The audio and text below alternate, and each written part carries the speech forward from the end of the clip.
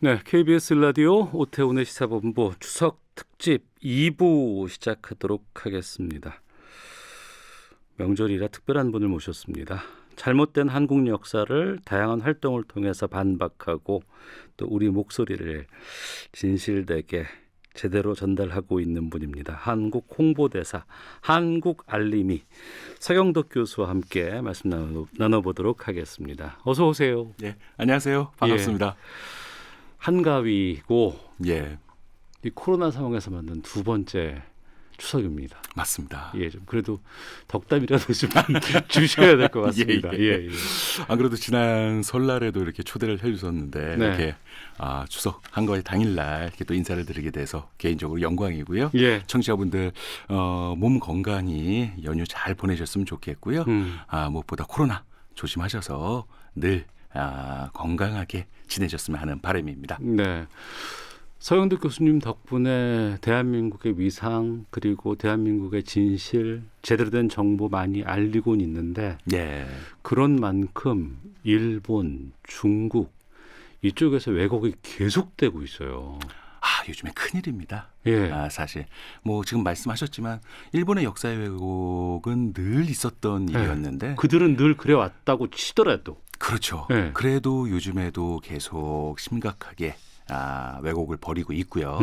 근데 갑자기 또 중국에서요. 네. 뭐 중국도 뭐 갑자기란 표현은 아니죠. 예전에 이제 동북공정부터 해서 뭐 고구려 역사도 자신의 역사다라는 식으로 왜곡을 해왔었는데 지난해 말부터 갑자기 한복도 자신의 것이다. 그러니까요. 김치도 자신에서 유래했다. 어. 이런 식으로 계속 왜곡을 하고 있어서 예. 이런 부분에 있어서 우리가 그냥 분노만 할 것이 아니라 네. 무엇이 잘못됐는지를 정정당당하게 지적해서 고쳐나갈 수 있는 노력이 더 필요한 시점이라고 봅니다. 아니 그리고 그 무언가 문제를 삼는 게 너무 좀 허무맹랑하고 예. 뜬금없는 거를 건드린다는 게 더 화가 나거든요. 맞습니다. 그러니까 특히 저희가 이제 이런 부분에 관련돼서 그러니까 늘 조사들을 많이 하는 데 있어서 제일 큰 문제가 중국 최대 포털 사이트죠. 네. 바이두라고. 바이두. 예. 바이두가 정말 큰 문제입니다. 어. 왜냐하면 중국의 많은 누리꾼들이 들어와서 굉장히 많은 검색들을 하지 않습니까? 예. 근데 거기에 잘못된 오류가 굉장히 많다라는 거죠. 예를 들어서요. 김치가 작년에 일명 황구시보 관영 매체 아닙니까? 네. 이 관영 매체에서 한국 이 김치 종주국의 굴욕이다라는 글을 자신의 플랫폼에 올리면서 이런 새로운 문화 공정이 시작이 됐다고 해도 과언이 아니거든요. 그러면서 그 이후에 장진 유엔 대사, 중국 그러니까 유엔 주재 중국 대사가요. 네. 바로 갑자기 생뚱맞게 트위터에 김치 담근 사진을 갑자기 올려놓는 거예요. 예. 근데 그 트위터 계정이 어떤 계정이냐면요. 차이나 거버먼트 어카운트예요. 그래요? 중국 정부 계정이라는 거죠. 예. 그러니까 지금까지는 중국의 외교 정책의 어떤 성과를 홍보하는 그런 SNS에 그걸 갑자기 올려놨다라는 거죠. 예. 그리고 나서 갑자기 중국 정법이라는 곳에서는 또 김치에 관련된 막말을 또 하기 시작하고요. 그래서 이러다 보니까 이 바이두 내에서의 이 김치에 관련된 부분은 과연 어떻게 지금 설명이 돼 있길래 중국 정부 관계자들이 이런 식으로 계속 주장을 하나 찾아봤더니 네. 아니나 다를까 김치는 중국에서 유래했다라는 표현이 그대로 나와 있더라고요. 단순히 포털에서 누군가가 그냥 주장하는 이것이 아니고 포털을 통해서 그리고 언론을 통해서 게다가 정부의 공식 어떤 그런 루트를 통해서 그런 것들을 얘기를 한다는 것. 이거 그냥 분노만 하고 넘어갈 건 아닌 것 같고요. 맞습니다. 그래서 그 바이두의 잘못된 부분을 우리가 한번 고쳐보자. 네. 그래서 저희 팀에서 당당히 항의를 했습니다. 예. 메일을 보냈고요. 예. 근데 몇 시간 뒤에 고쳐요? 그 문장 자체가 사라집니다. 중국에서 유래했다는 문장 자체가요. 자기들도 아는 거예요, 이게. 나 딱 거기까지 저도 딱 생각을 했는데 네. 아니나 다를까 또 몇 시간 뒤에 다시 올려요? 무슨 삼국시대에서 뭐 유래됐다. 이상한 문장을 또 하나 넣더니요. 아예 고치지를 못하도록 잠근 장치를 해버렸습니다. 그러니까 자기들이 빈틈이 있는 걸 알고 문제가 있지만 그걸 그냥 삭제하면 그만인 것인데 네. 그걸 하는 것이 아니고 뭔가 추가적으로 우리가 주장하는 게 이러이러한 이유가 있었어라는 것들을 네. 그 이유가 제대로 된 이유도 아님에도 불구하고 맞습니다. 그래서 그걸 아무도 고치지 못하도록 네. 잠금 장치를 딱 해놨더라고요. 그래서 그런 부분들에 있어서 이들이 논리가 있는 것도 아니고, 네. 그죠? 역사적 근거가 있는 것도 아니라는 거죠. 네. 자신 있으면 그 잠금 장치를 왜 해놨겠습니까? 서로의 네티즌들이 올바른 정보를 가지고 바이두도 고칠 수 있거든요. 이거는 역시 자신감이 결여된 모습을 보여주는 하나의 증거가 아닌가라는 생각이 듭니다. 알겠습니다.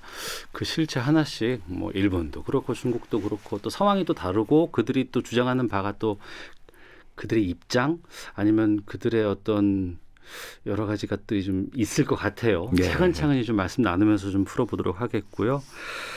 먼저 교수시잖아요. 네. 근데 왜 갑자기 한국 홍보대사를 자청하고 예. 시간도 많이 필요할 것 같고 네. 또 금전적으로 도움이 되는 것도 아니고 오히려 또 손해가 날 수도 있을 것 같은데 왜 그 일에 몰두하게 됐는지부터 좀 여쭤보면서 네. 시작하죠. 한 25년 전이네요, 벌써요. 네네. 예, 그때 당시에 TV만 키면 제가 대학생 시절 때 TV만 키면 세계화라는 단어가 그렇게 많이 나왔습니다. 세계화. 예. 네. 그래서 그때 당시에 그럼 세계가 어떻게 돌아가는지 한번 직접 알아나 보자. 예. 그래서 유럽 배낭 여행을 떠나게 됩니다. 예. 근데 보시는 것처럼 참 전형적인 토종처럼 생겼잖아요. 무슨 말씀 하실지가 내적 짐작은 가는데 이어주세요. 물론 제가 그 서양인들에게 네. 이 평균이 아니다. 내 얼굴은 평균 이하다. 얘기했습니다. 네. 걱정 안 하셔도 됩니다. 예. 근데 다 제 얼굴을 보고 중국인이냐, 일본인이냐 다 그러는 거예요. 예. 근데 그때 어린 나이에 굉장히 충격을 받았던 게요. 우리가 고등학교 갓 졸업했을 그때 당시에는 뭐 사회교육 과목 선생님들이라든지 네. 세계 경제 11위 대국이다. 항상 대자를 붙여서 알려줄 만큼 네. 나가서 프롬 코리아라고 외치면 네. 굉장히 많은 사람들이 알아줄 줄 알았었어요. 올림픽도 하고 우리가. 그럼요. 예. 그래서 정말 막 자신 있게 막 어깨에 힘도 주고 딱 나갔었는데 예. 한국에 대해서 너희 나라 어디 붙어 있냐? 예. 너희 나라 어떤 언어를 쓰네요? 심지어 절 보고 넌 사우스네요? 노스네요. 예.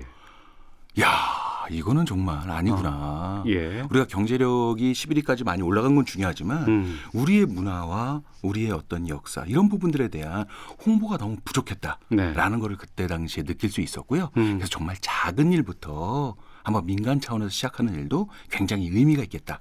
그래서 일을 시작하게 됐습니다. 제일 처음 뭐부터 하셨어요? 그래서 그때 당시 이제 다니면서요. 네. 막 서러운 느낌도 들었던 적이 있어요. 막 그냥 어디를 가면은 네. 그냥 동양인이라고 해서 무시하는 발언이 들리고요. 네.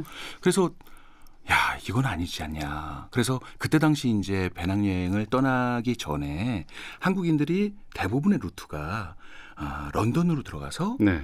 파리에서 아웃. 파리에서 들어오는 네네. 그런 대부분의 루트였거든요. 예. 그래서 8월 15일 광복절 날 한국 배낭여행객들이 좀 모인다. 예. 이런 소식을 얼핏 들었었는데 그 모임을 한번 제대로 한번 키워보자. 여행 전부터? 이제 그래서 한번 해보자. 예. 그래서 제가 더 크게 마음을 먹었던 게 계속 그냥 한국에 대해서 사람들이 모르니까 이거는 정말 제대로 한번 해봐야겠다. 그래서 제가 지나가는 배낭여행객들에게 네. 들이댔죠. 네. 아니 제가 주최한다라는 얘기는 사실 못하겠더라고요. 쑥스러워서요. 네. 8월 15일 날 에펠탑 광장에서 광복절 행사가 있는 걸 들어봤냐? 네. 이런 식으로 그래서 그런 행사가 있냐? 여행하시는 분들은 그런 행사 같은 거 있으면 찾아서 가볼 마음이 생기잖아요. 당연하죠. 예. 그래서 계속 그 세계적인 관광지 다니면서 한국 배낭여행들 만나면 우리 한번 모여가지고 광복절 행사를 해보면 네. 뭐 우리 대한민국 입장에서도 광복한 굉장히 의미 있는 날이지만 또 세계적으로는 또 세계 2차 대전이 끝난 또 평화의 날일 수 그렇죠. 있잖아요. 세계적으로 역사적인 의미가 있는 날이기도 하죠. 그렇죠. 예. 그래서 그런 부분에서 우리가 한번 모아서 정말 의미 있는 광복절 행사 타지에서 한번 해보자. 네. 해서 제가 정말 놀랬던 게요. 저는 사실 한 20-30명 모이면 많이 모이지 않을까 했는데 무려 300명 이상이 모였습니다. 300명이 넘게 모였다고요? 예. 저도 깜짝 놀랐고요. 그래서 그 8월 15일 날 오후 시간대에 너무 많은 사람이 모여서 일단은 제가 주최는 했는데 사회는 봐야 되잖아요. 사회 보고 또 행사가 진행이 되려 그러면 여러 가지 프로그램도 짜야 되고 뭔가 또 해야 되는데 그런 걸 어떻게 하셨습니까? 그래서 나름 그냥 주변에 함께 갔던 그때 친한 형들하고 같이 그래서 좀 짰었죠. 근데 이렇게 많은 분이 오실 줄은 예상 못했기 때문에 그래서 제가 이제 가운데로 딱 갔습니다. 가서 인사를 했죠. 그러니까 사람들이 저놈이 기획한 거구나. 다른 사람이 기획한 양 얘기하더니. 그래서 인사를 하고 그리고 나서 우리가 일단 먼저 애국가부터 먼저 부릅시다. 에펠탑 앞에서. 8월 15일 날. 그 저는 그때 내심 1절만 요구했던 거였어요. 다 사람들이 그냥 4절까지 다 부르는 거예요. 아, 그래요. 근데 4절 끝날 때쯤은요. 누가 시키지도 않았는데 서로가 다 양손을 잡고 있는 거예요. 그러니까 뭐냐면 저랑 다 똑같은 느낌을 받았던 것 같아요. 한국인으로서 이렇게 나와 있는 상황에서 아직도 동양인에 관련된 어떤 약간의 무시, 이런 부분들에 대해서 어떤 서러움이 있었던지 딱 진짜 손을 잡고 딱 있는 모습에 저는 너무나 감동을 받았었고요. 그래서 만세삼창을 하겠습니다. 거의 300창 했습니다. 끊이지 않으니까, 멈추지 않으니까. 아무도 멈추지 않는 거예요. 그래서 그러니까 주변 사람들이 또 다른 나라 관광객들이 난리가 난 거죠. 아니 궁금한 게 8월 15일이고 에펠탑 파리라고 한다 그러면 거기 이제 휴가철이잖아요. 맞습니다. 다른 유럽 사람들끼리도 여행을 많이 다닐 텐데 동양인들 한 300명이 모여서 노래를 부르고 만세삼창을 하면은 거기서는 엄청난 이슈였을 것 같은데. 맞습니다. 그래서 다른 나라 관광객들도 다 함께 들어오고요. 이게 무슨 행사냐? 함께 동참하고 싶다. 그래서 갑자기 아리랑 목동을 하게 되고요. 그리고 나서 파리 그쪽에 있는 경찰분들도 오셔가지고 그래서 설명을 해드렸죠. 했더니 그러면은 의미 있는 행사인 것 같다. 해가지고 그때 너무나 행사가 잘 됐었습니다. 그래서 그때 딱 느꼈었죠. 해외에서 정말 조금 의미 있고 이런 부분을 잘 기획해서 한다면 우리 한국의 문화와 역사를 세계인들에게 제대로 알릴 수 있겠다. 그때 이제 자신감이 생기기 시작을 했던 거였습니다. 그 자신감이 여기까지 왔네요. 맞습니다. 그러면 그때는 첫 일정이었고 첫 시작이었는데 나를 좀 뿌듯하게 만들고 어깨가 으쓱하게끔 만들었던 거라면 내가 하고 나니까 정말 이게 되더라. 세상을 바꾸더라. 아니면 이렇게 하니까 바뀌더라. 라는 걸 꼽으라 그러면 어떤 걸 말씀해 주실까요? 가장 기억에 남고 지금 말씀하셨던 거 뭐 이렇게 참 10손가락 깨물어서 그죠? 안 아픈 손가락은 없겠지만 그래도 뉴욕타임스, 월스트리트저널, 워싱턴 포스트 같은 이런 세계적인 유력 매체에 이 독도 광고 캠페인을 시리즈로 했을 때가 가장 기억에 많이 남습니다. 가장 큰 이유는 뭐냐면요. 이런 세계적인 유력 매체의 광고 캠페인을 펼침으로 인해서 세계인들에게 굉장히 좋은 메시지를 전달을 했었고요. 일본의 어떤 이런 역사 왜곡들을 제대로 알릴 수 있었고요.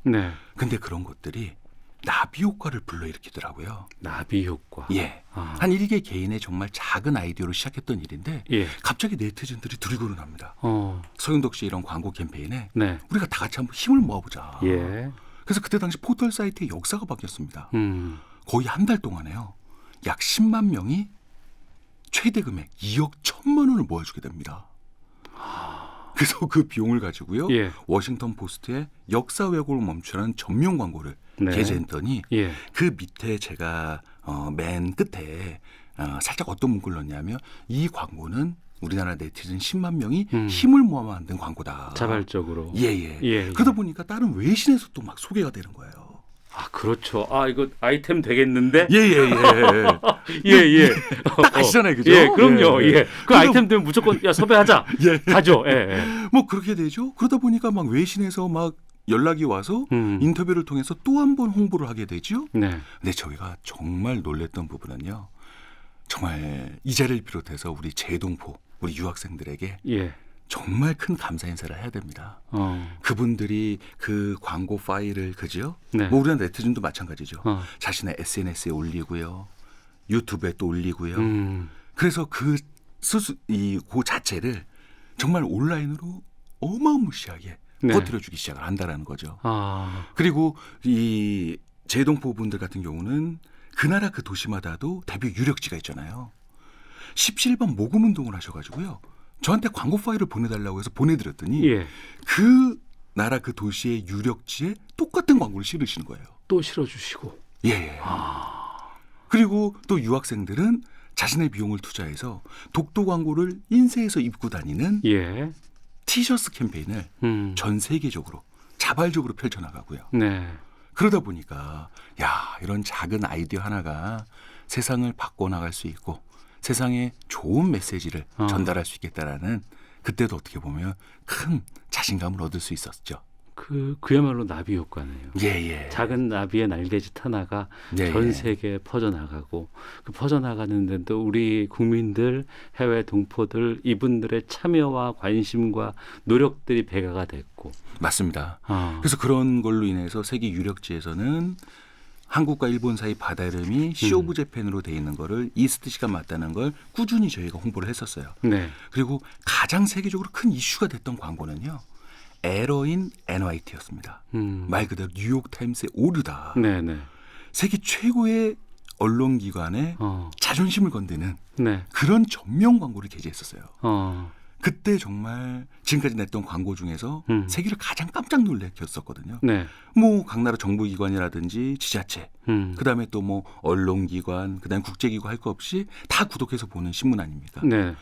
그랬을 때 그때 어떤 그 메시지가 너무나 컸기 때문에 그 다음 달에 워싱턴 포스트에 오류를 또 내게 되고요. 그 다음 달에 월스트리트저널을 내고요. 그러니까 세계 3대 언론이라고 할 수 있는 그들의 잘못된 점을 네. 정정당당히 지적하는 전면 광고를 1, 2, 3 냈던 건 세계 언론 역사상 최초의 사건을 만들게 되거든요. 그 정도의 의미가 있군요, 이제는. 예. 그러다 보니까 이런 세계 언론 매체에서 한국과 일본 사이의 바다 이름이 시 오브 재팬만 단독 표기했던 거를 네. 이제는 이스트 시를 함께 병기 표기하는 곳도 생기기 시작하고요. 네. 그래서 이러한 변화들을 이끌어낼 수 있는 어떠한 이런 힘들을 키워나가는 게 중요하겠다라는 생각을 할 수 있게 됐습니다. 너무 뿌듯합니다. 예, 감사합니다. 예. 자, 한국 알림이 서경덕 교수와 함께 추석 특집 말씀 나누고 있는데요. 올해 일본에서 도쿄올림픽 1년 연기된 이후에 2020년 도쿄올림픽을 2021년에 했어요. 네. 그리고 이제 무관중으로 치러졌고 그렇죠. 우려도 많았지만 어찌됐건 간에 행사는 끝났습니다. 예. 근데 이 도쿄올림픽을 일본이 상당히 자신들의 뭐 지적이라든가 뭐 선거에 정치에 이용하려고 많이 했었고 그들은 항상 그럴 때마다 또 혐한이라든가 우리나라와 관련된 것들을 왜곡하고 이걸 막 바꿔내려고 하는 시도들이 많았었거든요. 예. 끝났는데 어떻게 보셨어요? 지금 말씀하셨던 것처럼 네. 이 도쿄올림픽이 상당히 문제가 좀 많았었습니다. 네. 스포츠 외적인 부분에서요. 뭐 지금 청취자분도 잘 아시는 것처럼 개막하기 전에 굉장히 큰 논란이 됐었던 이 홈페이지에서요. 네. 도쿄올림픽 공식 홈페이지에서 성화봉송로 지도에 독도를 표기를 해놨다라는 거죠. 잘 보이지도 않게. 맞습니다. 예. 그 몇 년 전에 처음에 만들어졌을 때는요. 점을 보일 수 있도록 찍어놨었어요. 네. 그래서 우리나라 정부뿐만이 아니라 저희처럼 민간에서 계속적으로 항의를 했었거든요. 네. 그래서 지우나 안 지우나 그래서 제가 계속 검토를 했었거든요. 근데 어느 순간 이 성화봉송로 지도의 디자인이 좀 바뀌면서 네. 점이 사라진 거예요. 예. 근데 그때 당시에 이게 오인 일이지? 라는 생각이 들어서 이상하다 싶어서 제가 한번 확대를 했었어요. 예. 아니나 다를까 거기에 점을 찍어놨더라고요. 그래서 이건 아니다. 네. 이건 정말 잘못된 부분은 빨리 고쳐야겠다. 그래서 제일 먼저 저희 측에서 벌였던 일은요. IOC 측에 즉각 항의 메일을 보냈습니다. 네. 왜냐하면요. 평창 동계올림픽 때는요. 이 한반도기에 독도를 저희가 표기했다고 해서 일본에서 계속 그걸 가지고 이 일명 그저 딴지를 걸었죠. 그리고 IOC에서도 그 부분에 관련돼서 뺐으면 좋겠다고 해서 권고를 했었고요. 네. 그래서 우리는 그거를 뺐었습니다. 네. 그런데 이들 같은 경우에는 완전히 자기네들 입장에서는 지형학적인 표기였다라고 주장하면서 네. 그걸 계속 예, 표기를 지우지 않았었다라는 거죠. 근데 저는 일본도 잘못됐지만 네. IOC의 행동도 굉장히 잘못됐다고 봅니다. 그러니까 저도 그 부분인데 예. IOC는 왜 그런답니까? 계속해서. 그러니까요. 네. 왜냐하면 중립적인 입장을 가져야 되지 않습니까? 정치적으로 논쟁이 되는 것들은 자기들 다 빼라 그래서 우리는 그게 우리가 옳지만 IOC의 입장 이해를 해서 네. 우리도 거기에 일정 정도 수긍한 적도 있었잖아요. 그렇죠. 근데 IOC는 왜 우리가 항의하고 이의 제기하는 거에 대해서 일본에 대해서 단호하게 얘기하지 못하고 예. 왜 그렇다고 보세요? 그게 뭐 여러 가지 뭐 설들이 있는데 그 중에서 또 가장 사람들이 생각하는 부분 중에 하나는 네. 역시 그런 세계적인 스포츠 이벤트를 개최하기 위해서는 또 비용이 필요하지 않습니까? 네. 그러다 보니까 메인 스폰서의 일본 기업이 세 군데나 있더라고요. IOC. 예. 아무리 그렇다 하더라도 이런 부분은 정말 다른 개념이라는 거죠. 그렇죠. 예. 그래서 항의 메일에 답변이 온 게 더 가관이었습니다. 일본 측에 물어봐라. 그래서 일본 측에 메일 주소를 남겨주더라고요. 네. 그래서 또 일본 측에 또 항의를 해도 이들은 그죠? 다른 답변은 없었고요. 하지만 이런 이중적인 잣대는 IOC가 굉장히 잘못한 부분이고요. 네. 이런 부분에 관련돼서 우리는 계속적으로 잘못된 점을 세계적인 언론에 좀 더 알릴 필요가 있지 않을까라는 생각을 했었습니다. 그러니까 이번에 그 선수촌에서도 우리가 기억나는 게 돌아보니까 이순신 장군의 그 명언을 우리가 차용해서 네.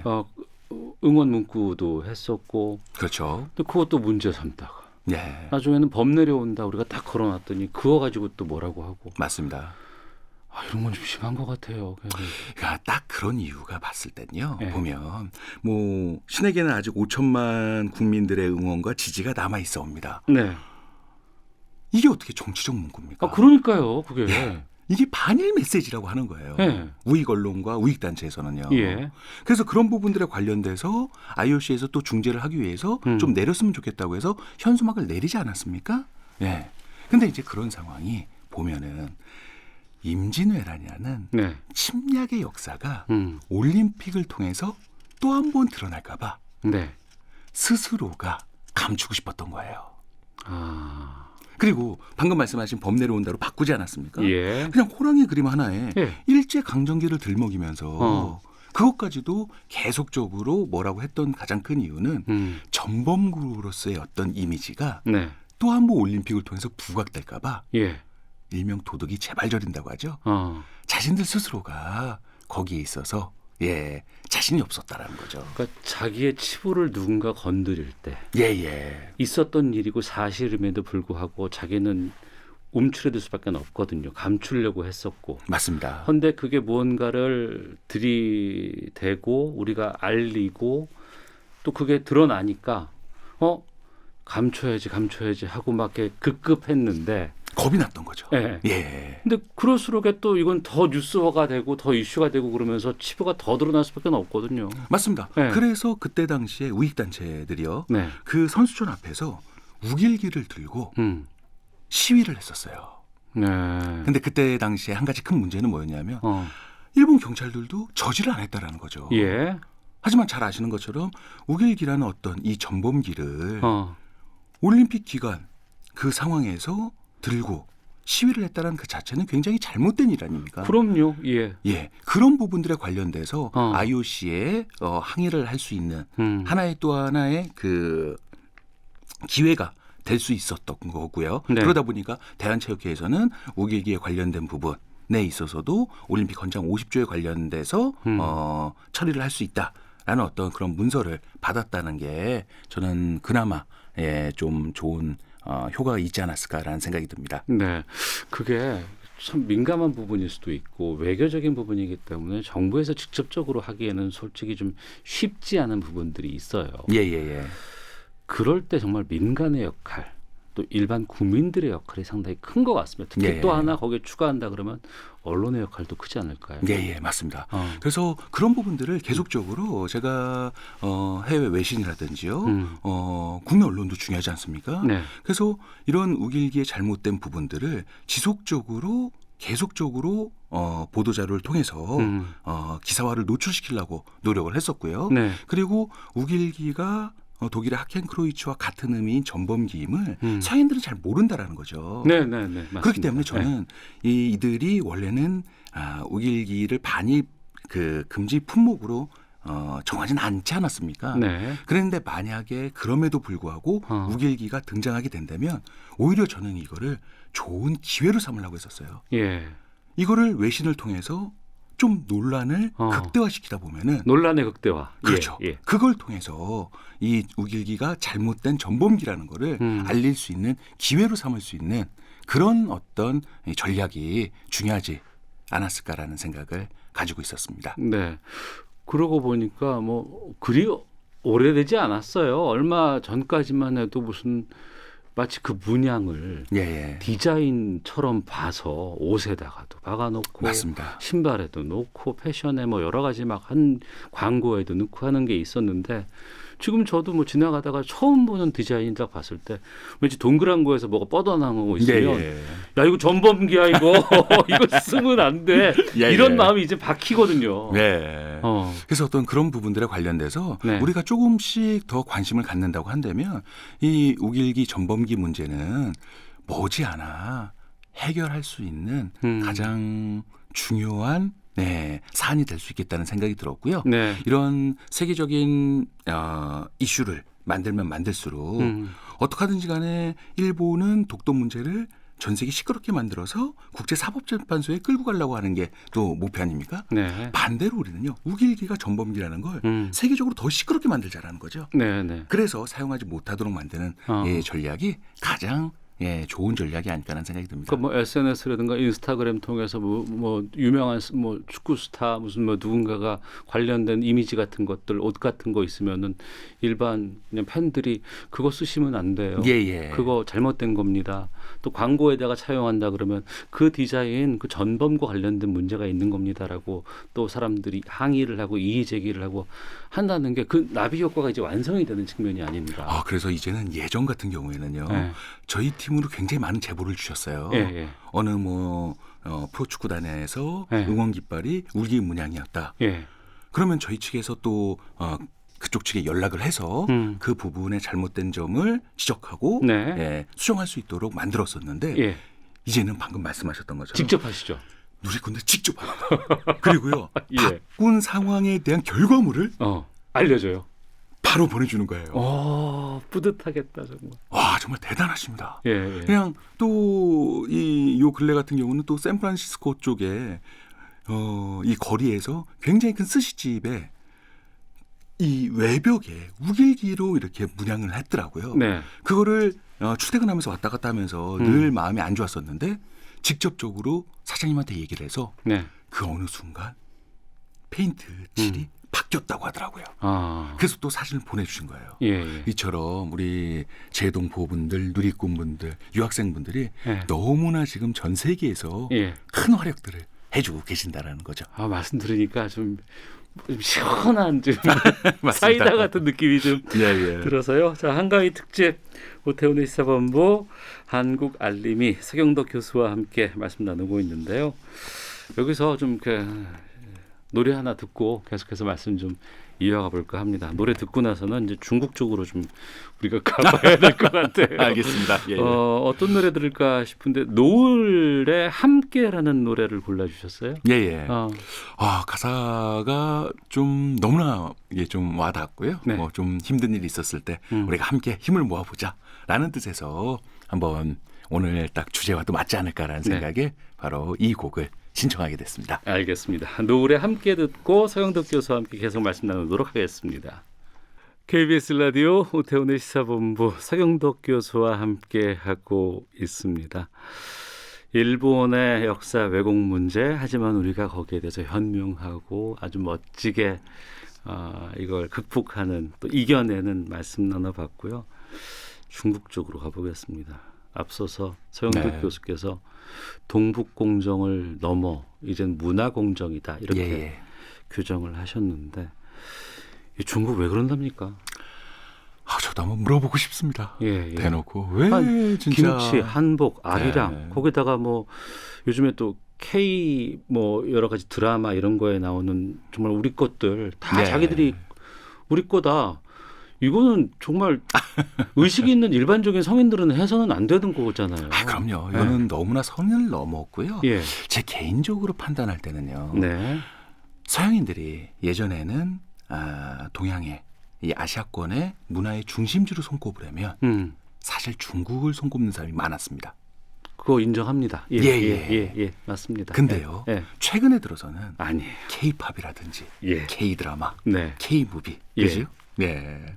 제가 이렇게만 얘기해도 그냥 얼굴이 싹 진짜 웃음으로 변하시는 모습이 그런 것들이 세계를 강타하고 있지 않습니까? 네. 그러다 보니까 아시아의 주도권의 문화를 이제는 한국 쪽으로 뺏긴다라는 어떤 위기감을 느끼는 것 같아요. 겁났구나, 얘네.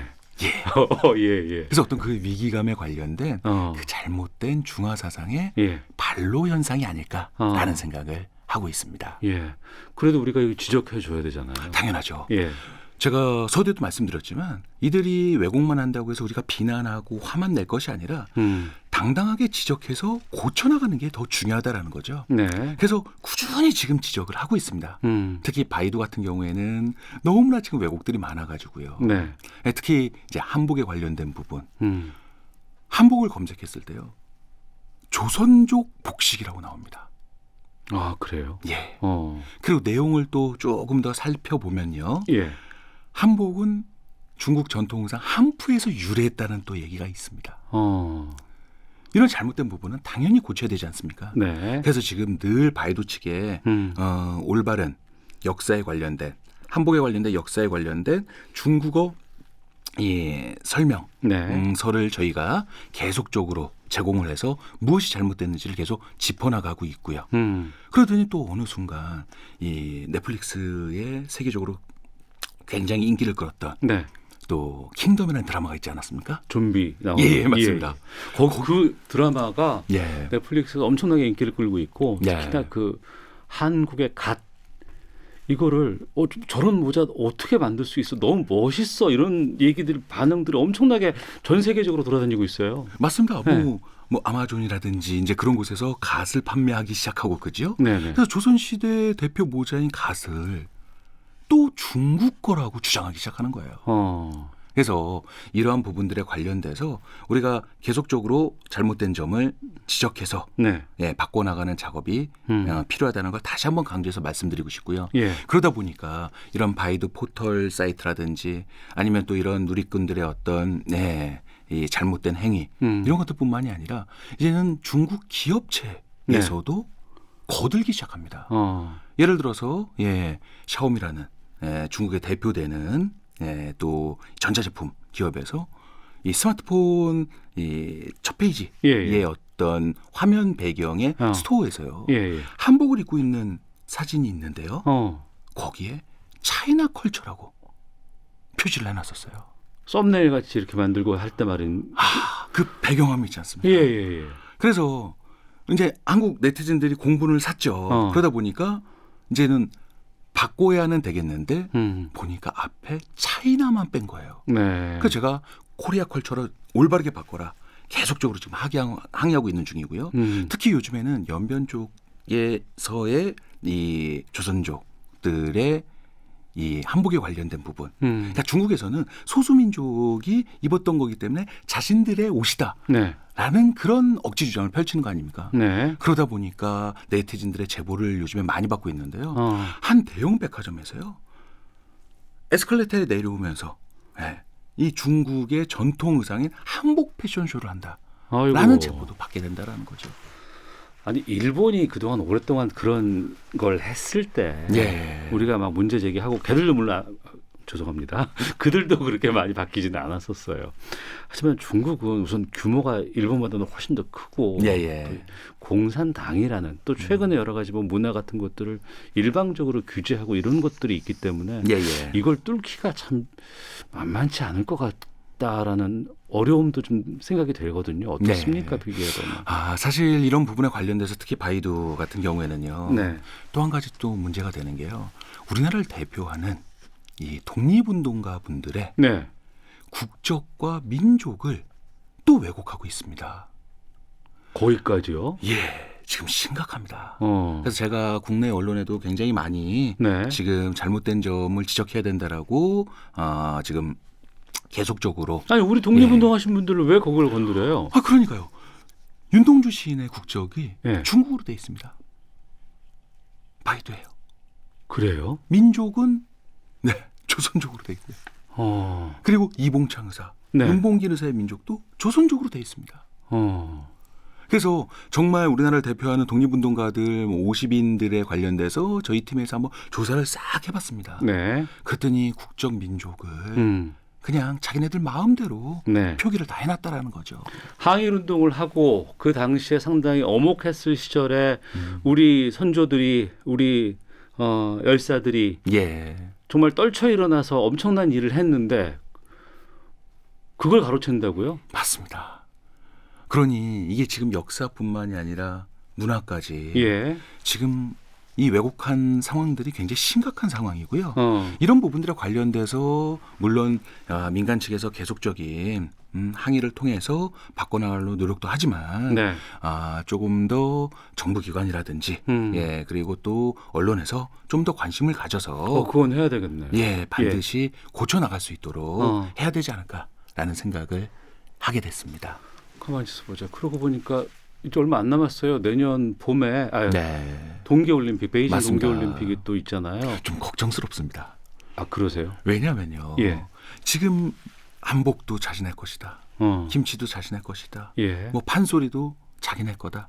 이러면서 이렇게 왜곡하고 있는 것들에 홍보의 장으로 이용할까 봐 걱정이 된다는 거죠. 그렇죠. 그들은 전 세계가 이목이 집중돼 있고 그렇죠. 또 전 세계 많은 선수들, 스포츠맨들이 또 직접 오니까 언론들도 오고 그 자리를 지금까지 한 행태로 본다 그러면 그냥 두진 않을 것 같은데요. 예를 들어서 개막식에서요. 그 수많은 소수민족들의 뭐 의상들을 이렇게 보여주면서 세계의 모든 언론과 방송들이 집중해서 전 세계 생방송으로 중계하는데 한복 입은 사람을 쓱 스쳐 지나간다고 했을 때 이 배경을 잘 모르는 사람은 외국인들은 어떻게 생각하겠습니까? 그럴 수 있죠.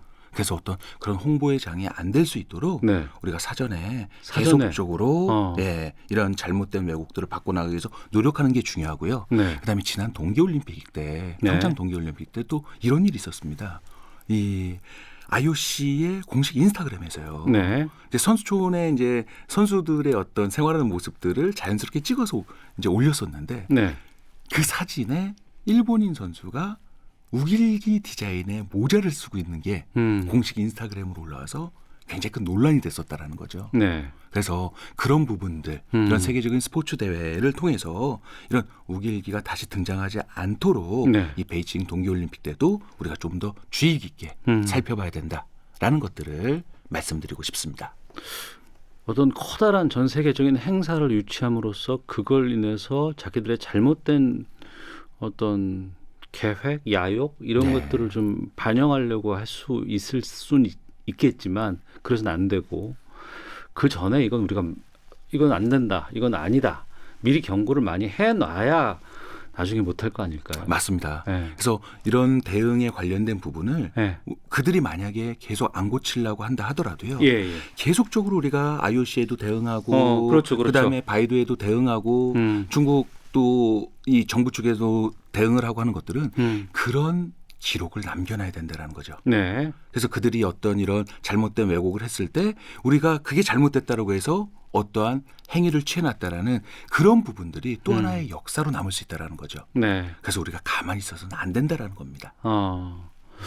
과거에는 그랬어요. 우리가 약소국의 서름이지만 그래도 내가 이걸 이겨내야 되고 우리 민족의 자부심, 자긍심 이런 것들을 지키기 위해서 노력해야지라고 하는 그런 어떤 심적인 반로를 통해서 시작을 했다 그러면 지금 우리가 약소국이 아니잖아요. 그럼요. 지금은요. 그렇죠. 자신감 있잖아요, 우리가. 당연하죠. 지금 전 세계 우리 대한민국을 얼마나 주목합니까? 그걸 가장 많이 체험하신 분이 서영덕 교수가 아닐까 싶은데 우리 위상이 어떻게 바뀌었어요, 지금? 뭐 실예로 들어서요. 저랑 한류사 분이시죠. 배우 송혜교 씨랑 10년 넘게 예전에는 그 세계 유명 미술관 박물관에 가면 네. 한국어 서비스라고 하죠. 네네네. 지금 이렇게 헤드폰 끼고 있는데 뭐 이렇게 음성 서비스라고 해서 작품 설명도 해주고. 그리고 이제 그 언어로 선택할 수 있게끔 되어 있고. 그렇죠. 또 안내서라고 이렇게 접어가지고 1층에는 어떤 작품 있고 2층 레스토랑에 뭐가 팔고 이런 것들이 제공이 안 됐었어요. 네. 그래서 꾸준히 둘이 의기투합을 해서 뉴욕 메트로폴리탄 뮤지엄이라든지 뉴욕 현대미술관, 네. 뭐 워싱턴 스미소니언, 그다음에 또 보스턴 미술관이라든지 그런 곳에 계속 우리가 한국어 서비스를 기증하는 프로젝트를 해왔었어요. 네. 근데 이제 예전에는 안 돼 있는 곳에 하려고 제가 한번 찾아갔었는데 네. 돼 있어요. 저희가 기증도 안 했는데 네. 저희가 후원한 것도 아닌데 그냥 돼 있는 거예요. 이거 어찌 된 거냐 했더니 요즘에 다른 유명 미술관 박물관에도 이게 대사야. 이거 안 하면은 제대로 인정 못 받는 거야. 한국어 서비스가 다 돼 있어서 우리도 한 거예요. 예. 야, 그때는 너무 뿌듯하더라고요. 우리가 이제는 더 이상 뭐 움직이지 않는다 하더라도 그들 스스로가 한국어의 위상을 이제는 안다라는 거죠. 네. 왜냐하면 저희 어렸을 때 뭣도 모르고 막 팝송이 유행했을 때 막 그냥 따라 불렀잖아요. 뜻도 모르고요, 그냥. 근데 똑같은 거예요. K-팝이 전 세계에 너무나 지금 맹위를 떨치고 있기 때문에 이 세계인들이 그걸 따라하면서 한국어에 관심을 갖기 시작하는 거예요. 네. 그러다 보니까 세종학당이라고 들어보셨을 겁니다. 그럼요. 예. 그 세종학당 재단의 이사를 오랫동안 제가 활동을 했었거든요. 예. 그러면서 전 세계 수많은 나라에 세종학당들이 계속 만들어지기 시작하고요. 그리고 이제는 언어를 통해서 우리 한국어만 가르치는 게 아니라 그런 부분을 통해서 한국의 문화를 알려줄 수 있는 또 하나의 홍보 거점으로 활용할 수 있다라는 거죠. 정말 많이 바뀌었네요. 달라졌네요. 예. 그 과거에는 세계인들의 눈높이와 입맛에 맞는 우리가 뭘 해야 돼, 맞춰야 돼라고 얘기한 적도 있었고. 맞습니다. 그게 아니고 가장 한국적이 가장 세계적인 것이야. 이런 식으로 우리가 또 고민한 적도 있었지만 지금 그냥 우리께 세계적인 게 되는 게 어색한 게 아니에요. 맞습니다. 노력해야 될 게 아닌 것 같아요. 그냥 자연스러워졌습니다. 그러니까요. 예. 그래서 어떤 그런 부분들에 관련돼서 이런 문화 콘텐츠의 힘이 얼마나 중요한지 정말 많이 피부로 느끼게 됐고요. 그래서 저는 이 코로나 이후 포스트 코로나를 우리 대한민국이 정말 잘 준비해야 된다는 생각이 들어요. 그러네요. 왜냐하면요. 이제는 이 전 세계에 있는 관광객들이 얼마나 대한민국에 많이 오겠습니까?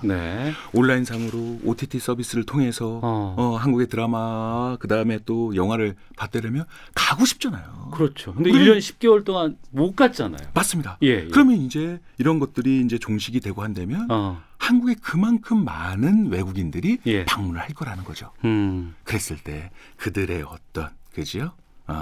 정말 지갑을 많이 열 수 있는 그런 좋은 문화적인 서비스를 우리가 어떻게 잘 만들어 나갈 수 있을지 지금부터 잘 우리가 고민을 한다면 정말 관광대국으로서도 굉장히 큰 위상을 떨치지 않을까라고 감히 예상해 봅니다. 그러니까 홍보라는 측면에서 대한민국을 알리고 이 부분에 있어서만큼은 이 코로나 포스트 코로나 그 이후의 상황은 지금부터 좀 철저하게 우리가 준비하고 해야 될 것 같다는 생각이 들기도 합니다만 또 한편으로는 이 코로나가 지금 이제 1년 9개월째 계속 전 세계에서 지금 막 난리가 나고 있는데 우리는 그 어떤 나라보다도 코로나를 잘 지금 대처하고 있는 나라거든요. 맞습니다. 그것 때문에 위상이 올라가는 장점도 있지만 또 한편으로는 서영덕 교수님 입장에서는 홍보하러 해외 나가서 활동을 해야 되는데 그게 막혀서 참 힘드실 때도 좀 그동안 꽤 있었을 것 같습니다. 사실 당연히 있죠. 지난 봄에요. 이런 중국의 어떤 한복의 이 왜곡 대응을 어떻게 볼까 여러 가지 고민 끝에 뉴욕의 심장부, 세계 심장부인 타임스퀘어에 한복 광고를 올렸습니다. 그래서 그 영상을 통해서 유튜브, SNS 통해서 전 세계인들에게 한번 퍼뜨려보자 했을 때 사실은 코로나가 아니었으면 바로 이 타임스퀘어 광고가 나오는 바로 밑 광장에 아마 한복 패션쇼를 개최했을 거예요. 왜냐하면 홍보가 정말로 잘 될 때를 보면요. 오프라인만 치우쳐서도 안 되고요. 온라인만 치우쳐도 안 됩니다. 온오프라인이 정말 적절하게 잘 맞아떨어졌을 때가 가장 큰 홍보가 잘 되더라고요. 네. 그래서 그런 부분을 계속 못했던 게 좀 안타까웠고요. 네. 하지만 또 하나의 기회로 제대로 삼아보자 그래서 이런 영상 콘텐츠를 훨씬 더 많이 제작해서요. 전 세계인들이 때와 장소를 가리지 않고 자신의 스마트폰으로 언제든지 확인할 수 있는 그런 캠페인 전략으로 꾸준히 홍보를 해오게 됐습니다. 네. 좀 더 하고 싶다라는 생각이 들 때도 있을 것 같고 예. 내가 좀 여력이 더 됐으면 네. 뭐 예산도 그렇고 아니면 뭐 여러 가지 뭐 힘이라든가 도움 같은 것들도 필요할 것 같기도 한데 어떤 게 좀 더 있으면 좋을까 싶기도 하거든요. 뭐 정부 쪽에서라든가 아니면 뭐 어떤 단체라든가 이런 곳에서 지원도 좀 있으면 더 이게 힘이 날 것 같은데. 네. 아유 지금은요. 뭐 정부기관과 또 함께 코업할 때도 많고요. 그다음에 또 글로벌 기업과도 함께 또 의기투합할 때도 있고요. 네. 그러면서 또 민간 단체들과 함께 저희가 또 중요한 이 컨텐츠를 생산할 때도 있고요. 이렇게 뭐 당연히 저 혼자 할 수 있는 일은 아무것도 없더라고요. 네. 함께 만들었을 때 더 큰 시너지가 발휘돼 왔었고요. 네. 이런 상황에서 우리가 조금 더 우리가 고민을 좀 해봤으면 하는 부분들은 앞으로 이제 대한민국에 관련된 이미지와 국가 브랜드를 더 높이기 위해서 우리가 조금 더 그러한 기구가 하나 만들어지면 저는 좋지 않을까라는 좀 생각이 좀 듭니다. 이제는 일원화해서 좀 할 수 있는 좀 기구 같은 것도 있으면 좋겠군요. 그래서 그런 어떤 뭐 정부의 어떤 산하기구가 될 수도 있겠고요. 아니면 또 민간기구가 될 수도 있고요. 좀 일원화가 되면서 하나 또 힘을 뭉칠 수 있는 그런 부분들이 만들어지는 것도 좀 좋은 계기가 되지 않을까라는 생각을 해봤습니다. 지난 명절 연휴 때 이제 서 교수님하고 이런 시간 갖고 말씀을 좀 나누다가 그때 시간이 좀 짧았었습니다만 그때 광복절에 드론 행사하겠다고 말씀해 주셨거든요. 그거 못했죠. 맞습니다. 그런데 그때 이곳에서 시사본부에서 소개를 해주시는 바람에 여러 기관에서 연락이 왔었습니다. 그래서 후원기관도 결정이 났고요. 그리고 함께 할 수 있는 업체도 결정이 났고요. 이제는 내년에 무조건 합니다. 아 그래요? 이번에는 코로나 때문에 무산됐지만 내년에 무조건 하는 걸 확정이 됐어요. 그래서 코로나가 당연히 이제는 전 국민들이 이제 또 접종을 다 하실 거고요. 이제 전 세계적으로도 코로나가 이제 점차적으로 누그러들지 않을까라는 생각이 들고요. 시기적으로 봤을 때도 굉장히 좋은 타이밍이고 그리고 일본이 지속적으로 지금 독도에 대한 왜곡을 더 지금 많이 하고 있는 상황 아닙니까? 그랬을 때 그들이 못하는 우리만이 할 수 있는 그러면서 세계인들에게 자연스럽게 큰 메시지를 전달할 수 있는 바로 이 독도 상공에서의 드론쇼를 반드시 성공을 해보겠습니다. 거기 시사본부가 일정 정도 좀 기여가 됐나 봐요. 그럼요. 너무나 감사합니다. 고맙습니다. 이 프로그램 이름을 한 번이라도 거론해 주셔서 감사하고요. 또 시간이 다 됐습니다. 오늘 2부를 통으로 다 터서 이제 말씀을 나눴는데도 시간이 또 부족하네요. 앞으로의 계획 있으시다면? 앞으로 계획은요. 지금까지 해왔던 것처럼 더 꾸준히 더 열심히 하고 싶은 생각이고요. 지금까지는 정말 산전수전, 뭐 공존전 많은 경험을 했다라고 한다면은 지금부터는 향후 한 20-30년 동안 더 해야 되지 않겠습니까? 좀 더 세련된 방법을 통해서 세계인들에게 감동을 줄 수 있는 그런 홍보 전략을 많이 펼쳐보이도록 하겠습니다. 세계인들이 대한민국, 우리나라를 어떤 이미지로 기억하시길 바라세요? 말 그대로 한국의 어떤 문화 콘텐츠를 통해서요. 자신이 힐링이 되고 그다음에 또 뭐 우울한 날 크게 한번 웃을 수도 있고 이처럼 세계인들에게 기여할 수 있는 그러면서 세계인들에게 감동을 줄 수 있는 그런 나라로 기억된다면 정말 좋지 않을까라는 생각을 늘 상상해 보곤 합니다. 그리고 우리가 그럴 만한 능력이 되잖아요. 그럼요. 그렇죠. 대한민국 너무 지금 잘 되고 있어서요. 알겠습니다. 자, 추석 맞아서 함께한 시간이었습니다. KBS 라디오 오태훈의 시사본부 2부는 한국 알림이 서영덕 교수와 함께한 시간이었습니다. 오늘 좋은 말씀 너무 감사하고요. 이렇게 초대해 주셔서 너무나 감사드리고요. 예, 그리고 항상 응원하겠습니다. 고맙습니다. 예, 마지막으로 노래 들으면서 마치려고 하는데 들국화 노래 선정해 주셨어요.